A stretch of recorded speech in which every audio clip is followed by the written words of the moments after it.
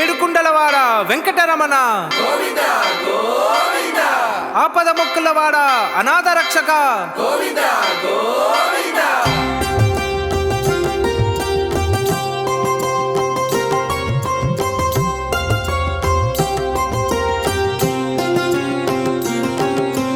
Srinivasa Govinda, Shri Venkatesha Govinda, Bhakta Vatsala Govinda, Bhagavata Priya